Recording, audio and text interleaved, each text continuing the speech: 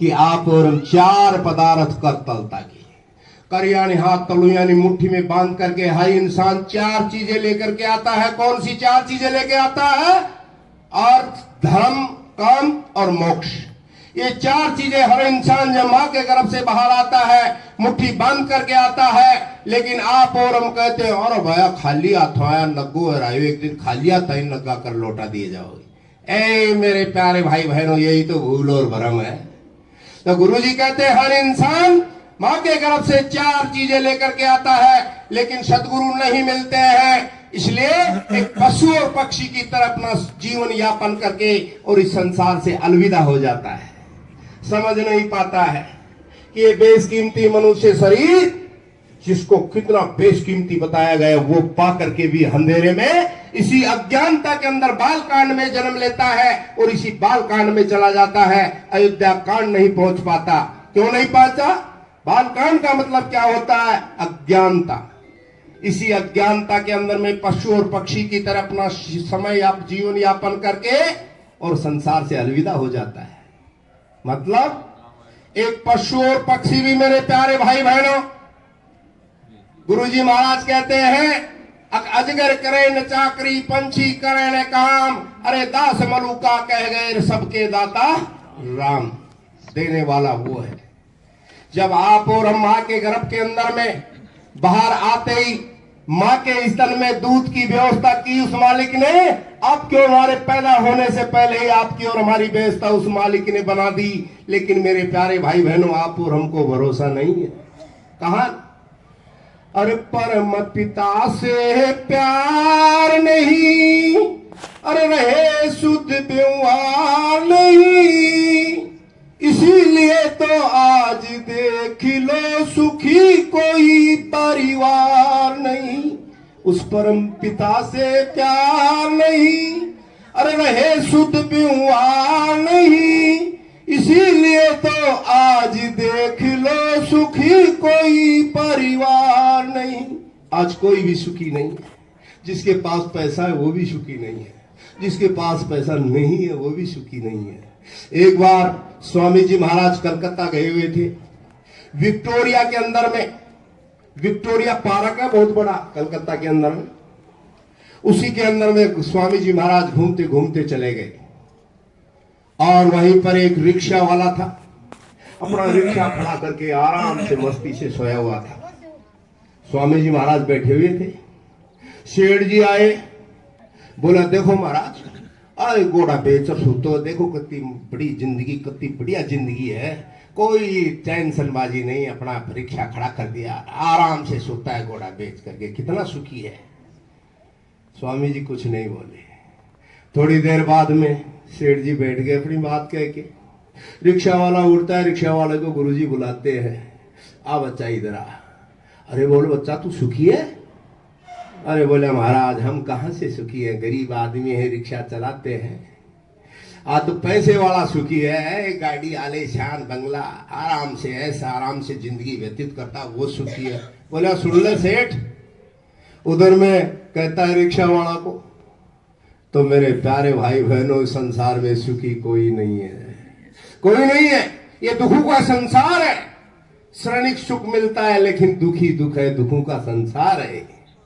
तो मेरे प्यारे भाई बहन, गुरु जी महाराज कहते हैं अर्थ, धर्म, काम और मोक्ष। इस मनुष्य शरीर का अर्थ क्या है और इस मनुष्य शरीर का असली धर्म क्या है? वो कोना हिंदू मुसलमान फलाणो और सिख रहो, कोई तलवार लेट जा रहे हो हर कोई, ये नहीं है मनुष्य शरीर का असली धर्म। और इस मनुष्य शरीर का असली काम क्या है? मोक्ष। जो भी बताया आपको, हर इंसान शमशान घाट पर मुक्ति धाम, मोक्ष धाम लिखा हुआ होता है। शरीर को जला के आ जाते हैं।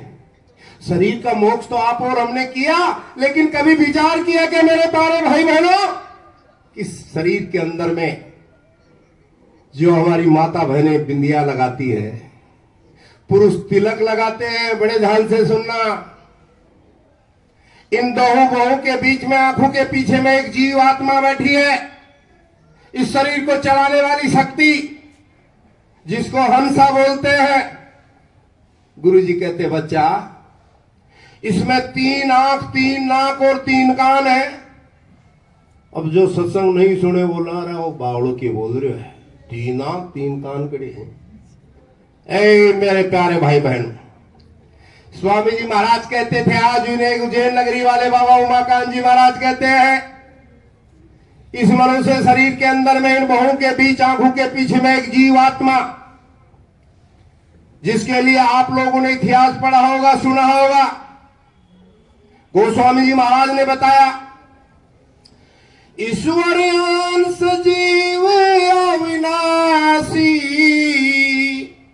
चेतन अमल सकल सुख राशि।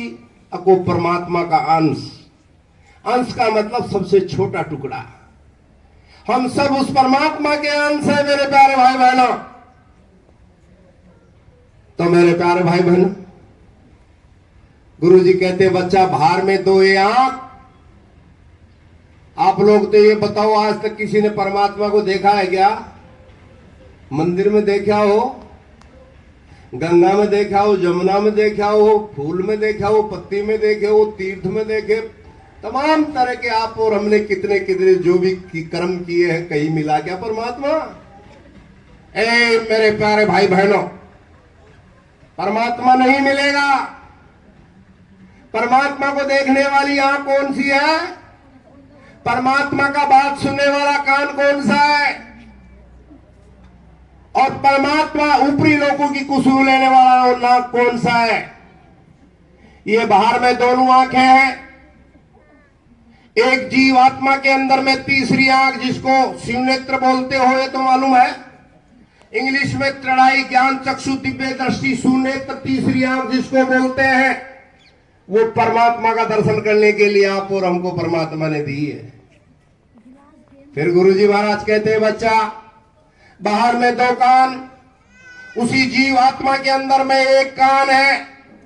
ये बाहर में जो 2 कान आप और हमको परमात्मा ने दिए, इसी संसार के लिए दिए हैं। ये 2 आंख, 2 कान और ये 2 नाक इसी संसार के लिए दिए हैं। ऊपरी लोगों से जो आवाज आ रही है, जिसको आध्यात्मिक विद्या के अंदर में भजन कहते हैं, वो सुनने के लिए आप और हमको तीसरा कान दिया है। बड़े ध्यान से सुनना, ये पेटी बाजा ढोलक बजाने का नाम सत्संग नहीं है। पूरी रात पेटी बाजा ढोलक बजाई, दारू पी ली, किसी ने कुछ गांजा भांग धतूरा तमाम तरह का नशा कर लिया, और बाया तो बड़ो मजा आयो, और वो सत्संग भजन बड़ा जोर का हुआ। ए मेरे प्यारे भाई बहनों, वो पेटी बाजा ढोलक वो एक मनोरंजन है, वो मन को उकसाता है, और ये आध्यात्मिक विद्या के अंदर में भजन मन को मारता है। मेरे प्यारे भाई बहन, गुरुजी महाराज कहते हैं, ये 2 आंख, ये 2 कान और ये नाक, जीवात्मा के अंदर में आप और हम जिसे श्वास क्रिया लेते हैं, गंध दुर्गंध का अनुभव करते हैं, वो नाक। जीवात्मा के अंदर में 1 नाक, 1 आंख, 1 कान। ये नाक ऊपरी लोगों की खुशबू लेने के लिए परमात्मा ने आप और हमको दिया है। समझ में आ रही है ना? तो ये जीवात्मा के अंदर में 1 आंख, 1 नाक, 1 कान, ये बंद हो गए मेरे भाई। कैसे बंद हो गए? जिस प्रकार से एक बिजली का लोटिया होता है, बल्ब होता है, उसके अंदर में एक कपड़ा चढ़ाओ, दूसरा चढ़ाओ, तीसरा चढ़ाओ, चौथा चढ़ाओ, रोशनी बंद हो जाएगी ना, अंधेरा हो जाएगा। इसी तरह से मेरे प्यारे भाई बहनों, ये कर्मों की काई, कर्मों का मैल, कर्मों की गंदगी आपके और हमारे ऊपर में आ गई। उसी से जीव आत्मा के आंख, कान, नाक बंद हो गए। अब आपके और हमारे कपड़े अगर बाहर से गंदे हो जाते हैं, साबुन से धो लेते हैं, धोबी के पास धुलवा लेते हैं, लेकिन आप और हमने कभी विचार किया कि ये अंदर की गंदगी किस तरह से साफ होगी? स्वामी जी महाराज कहते हैं, बच्चा, यहां पर न साबुन जाता, न पानी, तीर, न तलवार, न अग्नि जाती, बताओ ये गंदगी कैसे साफ होगी? तो इसलिए मेरे प्यारे भाई बहनों, गुरु जी महाराज कहते हैं कि इसी मनुष्य शरीर में सतगुरु की जरूरत है। संत सतगुरु क्या होते हैं? आप और हम बना लेते हैं, अरे भाई मैं तो फलाना पंडित जी ने, फलाना नाथ जी ने गुरु बना रखा। अरे बेटी का बाबू विचार करो, विचार करो। गोस्वामी जी महाराज ने साफ साफ लिखा है, इतिहास आप लोगों ने पढ़ा होगा, बड़े बड़े विद्वान सभी बैठे हैं, कि अंधा और बधी कर लेखा, एक ना सुने ना एक नहीं देखा, अंधा गुरु बहरा चेला, हुए नरक में ठेला। अंधा गुरु और बहरा चेला, एक को दिखता नहीं, एक को सुनता नहीं। तो बताओ, निहालो बड़ी बात है कि एक बार क्या हुआ, शंकर पार्वती जी दोनों जा रहे थे इसी मृत्युलोक के अंदर। पार्वती जी ने देखा एक अजगर पड़ा हुआ था, चींटियां नोच रही थी, घायल अवस्था में पड़ा हुआ था। पार्वती बोलती है, ओके सांग है महाराज, अब बताओ मन तो जन चालू। बोले पार्वती ये मृत्युलोक है, क्या मालूम अभी आगे से आगे क्या क्या दिखाई देंगे, छोड़ चलते हैं। बोला ना महाराज, कहा कि बाल हट तिरिया हट, बिना नरेश का राज, अरे धन संपदा की कौन कहे, प्राण बचे बड़े धार। राज हट, बाल हट, तिरिया हट, ये हट बहुत बड़े होते हैं। शंकर भगवान ने सोचा भैया ये तो मानने वाली नहीं है। तो बोला पार्वती, ये अजगर जो पड़ा हुआ है घायल होकर के, ये पिछले जन्मों के अंदर में गुरु था, गुरु मठाधीश, और ये चींटियां जितनी भी है इनकी शिष्य थी। कहना झूठा गुरु अजगर बने, लक 84 जाए, और शिष्य सब चींटी बने, नोच नोच कर खाए। बोला हमारा भी जन्म बर्बाद कर दिया, तेरा भी जन्म बर्बाद किया और हमारा भी जन्म बर्बाद किया। तो चींटियां नोच रही थी। इसलिए मेरे प्यारे भाई बहनों, गुरु करो जानकर, पानी पियो छान कर। आज एक मटका खरीदते हो, उसको भी बजा करके, ठोक बजा के देखते हो, भाखंड टूट टूटो नहीं चलो जाए, पैसा लग जाए झूठा। तो ये तो सदगुरु है। अब गुरु गुरु में भेद है, गुरु गुरु में भाव, सो गुरु नित बंदिए जो शब्द बताओ है दा। शब्द का दा बताने वाला सदगुरु। वक्त का गुरु, वक्त के गुरु को खोज तेरी भले की कहे। समय का सदगुरु जब तक नहीं मिलेगा मेरे प्यारे भाई बहनों, कान खोल करके सुन लो, ये जीवात्मा कभी भी नरक 84 से नहीं बचेगी। अच्छे कर्म कर दिए करोगे, स्वर्ग बैकुंठ में भेज दिया जाएगा। लेकिन वहां का भी विधान है, जिस तरह से हमारे मृत्युलोक का विधान है, उसी तरह से स्वर्ग बैकुंठ में भोग भोग करके पुण्य क्षीण फिर मृत्युलोक में वापस तार दिया जाएगा। तब किया राजा भैया राज से भैया नरका, अच्छे कर्म करोगे, स्वर्ग बैकुंठ में चले गए, भोग भोग करके राजा के घर में जन्म दे दिया, राजा बन करके उल्टे सीधे काम किए, फिर ले जाकर के नरक और 84 में डाल दिया। तो मेरे प्यारे भाई बहनों, तब किया राजा भैया राज से भैया नरका। ये स्वर्ग और बैकुंठ, स्वर्ग नरक, अब स्वर्ग निशानी, स्वर्ग और नरक, यानी इनको खत्म करके सतगुरु कहते हैं कि इतना पुण्य भी करने की जरूरत नहीं है, कोई पापाचार हत्याचार मत करो। इस मनुष्य शरीर से कहता ना, जैसी शक्ति वैसी भक्ति, यथाशक्ति अपनी जितनी कैपेसिटी है उसके अनुसार एक दूसरे की मदद कर दो, ज्यादा पुण्य करने की कोई जरूरत नहीं है। तो मेरे प्यारे भाई बहनों, आज आप और हमको ये विचार करने की जरूरत है